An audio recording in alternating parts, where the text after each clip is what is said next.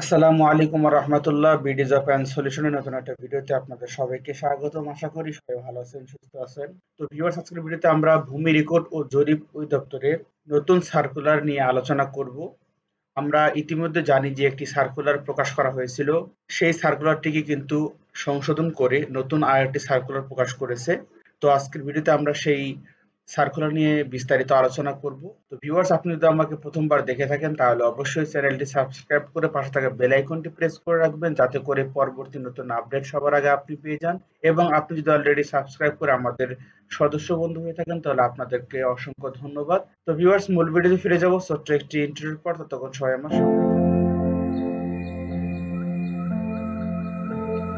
অসংখ্য ধন্যবাদ এতক্ষণ আমার সাথে থাকার জন্য। তো আজকের ভিডিওতে আমরা ভূমি রেকর্ড ও জরিপ অধিদপ্তরের সংশোধনীয় নতুন নিয়োগ বিজ্ঞপ্তি প্রকাশ করেছে সেই বিষয় নিয়ে আলোচনা করব। তো ভিউয়ার্স, আপনারা এখানে দেখতে পাচ্ছেন ভূমি রেকর্ড ও জরিপ অধিদপ্তরের সংশোধিত নিয়োগ বিজ্ঞপ্তি প্রকাশ করেছে। প্রতিষ্ঠানটির আওতাধীন জোনাল সেটেলমেন্ট ও উপজেলা সেটেলমেন্ট অফিসে রাজস্ব খাতভুক্ত 15টি পদে গত মার্চ মাসে 3017 জনকে নিয়োগ বিজ্ঞপ্তি দেওয়া হয়েছিল। এখানে সেই নিয়োগ বিজ্ঞপ্তিটি সংশোধন করে 2524 জনকে নিয়োগের জন্য নতুন বিজ্ঞপ্তি প্রকাশ করা হয়েছে, যেখানে কমেছে 493টি পদ। 6 অক্টোবর থেকে আবেদন শুরু হয়েছে এবং এই আবেদন করা যাবে আগামী 27 অক্টোবর পর্যন্ত। আগ্রহী প্রার্থীরা অনলাইনে আবেদন করতে পারবেন 1, 5, 6, 7, 8, 9, 10, 11, 12, 13 এবং 14 নম্বর পদে যে সকল প্রার্থী পূর্বে আবেদন করেছিলেন তাদের আবেদন করার প্রয়োজন নেই। অনেকে হয়তোবা এই কথাটি বলবেন যে আমরা আবেদন পূর্বে করেছি, সেই আবেদন কি থাকবে কিনা। এজন্য আপনাদের এই প্রশ্ন করার আগে আমি আপনাদের উত্তরটি দিয়ে দিলাম। যারা 1 নাম্বার, 5 নাম্বার, 6, 7, 8, 9, 10, 11, 12, 13 এবং 14 নাম্বার পদে ইতিপূর্বে আবেদন করেছেন তাদের কিন্তু নতুন করে আবেদন করার কোনো প্রয়োজন নেই। এখানে আপনারা দেখতে পাচ্ছেন ভূমি রেকর্ড ও জরিপ অধিদপ্তর, পদ সংখ্যা হলো 14টি এবং লোকবল নেওয়া হবে 2524 জন। এটি কিন্তু নতুন যে সার্কুলারটি দেওয়া হয়েছে সংশোধন করে, তার পদ সংখ্যা, লোকবল নিবে এতগুলো। তো পদের নাম সার্টিফিকেট কাম কম্পিউটার অপারেটর 5টি, সার্ভেয়ার 85টি, শিক্ষাগত যোগ্যতা 4 বছর মেয়াদী ডিপ্লোমা ইঞ্জিনিয়ারিং সার্ভেয়ারিং টেকনোলজি ডিগ্রি থাকতে হবে, তাহলে আপনি কিন্তু এই পদে আবেদন করতে পারবেন। ট্রাভার্স সার্ভেয়ার পদ সংখ্যা 4টি, এটিরও ডিপ্লোমা থাকতে হবে আপনাকে 4 বছর মেয়াদী। এরপর আসছে কম্পিউটার, পদ সংখ্যা 8টি, 4 বছর মেয়াদী ডিপ্লোমা ইঞ্জিনিয়ারিং। এরপর আসছে ড্রাইভার, 12টি পদের, শিক্ষাগত যোগ্যতা জুনিয়র স্কুল সার্টিফিকেট সমান পরীক্ষা উত্তীর্ণ হতে হবে এবং হালকা ভারী ড্রাইভিং লাইসেন্স থাকতে হবে। নাজির কাম ক্যাশিয়ার, পদ সংখ্যা 17টি, এইচএসসি পাস বা সমান উত্তীর্ণ হলে আপনি এই পদে আবেদন করতে পারবেন।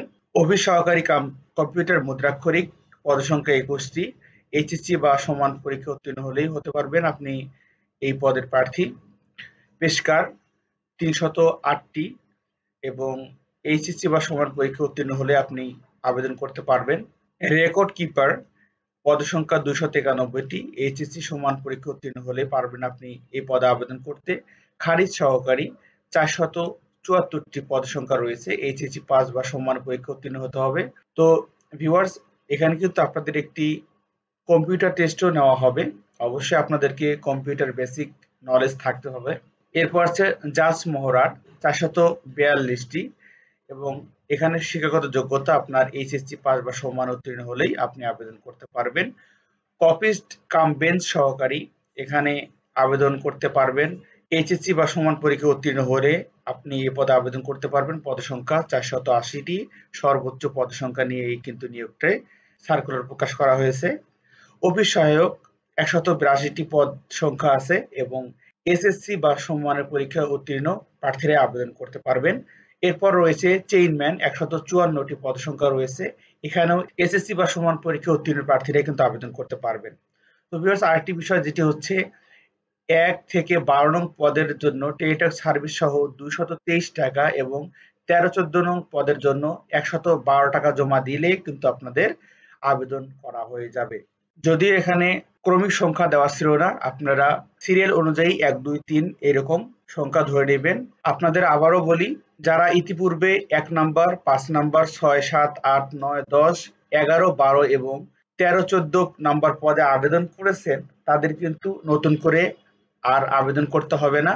বয়সসীমা আমরা ইতিমধ্যে জানি যে ১৮ থেকে ৩০ বছর হতে হবে। তবে বীর মুক্তিযোদ্ধার সন্তান ও শারীরিক প্রতিবন্ধী যারা রয়েছেন তাদের জন্য কিন্তু ৩২ বছর পর্যন্ত শিথিলযোগ্য। তো ভিউয়ার্স, যারা আবেদন করেননি বা পূর্বে আবেদন করতে চেয়েছিলেন, আবেদন করা হয়ে ওঠেনি, তারা কিন্তু এখন আবেদন করতে পারেন। আপনাদের আবেদন শুরু হয়ে গেছে এবং এই আবেদন চলবে ২৭শে অক্টোবর পর্যন্ত। তো এই ছিল ভূমি রেকর্ড জরিপ অধিদপ্তরের সর্বশেষ আপডেট।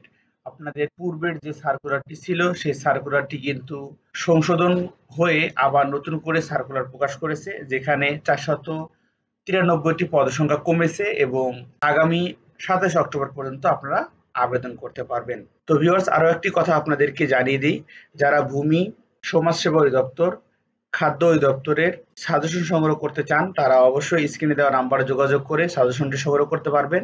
আমাদের সাজেশন তৈরি করা হয়েছে নির্দিষ্ট অধিদপ্তরে বা নির্দিষ্ট পদে কোন কোন টপিক থেকে বেশি বেশি প্রশ্ন আসছে এবং বিগত প্রশ্নর আদলে কিন্তু আমাদের সাজেশনটি তৈরি করা হয়েছে। তো যাদের প্রয়োজন হবে প্রিপারেশনের জন্য স্ক্রিনে দেওয়া নাম্বারে যোগাযোগ করে সাজেশনটি সংগ্রহ করতে পারেন, অথবা নিজ থেকে যদি প্রিপারেশন নিতে চান তাহলে বাজারে অনেক বই রয়েছে, সেখান থেকে আপনারা সাজেশন সংগ্রহ করে প্রিপারেশন নিতে পারেন।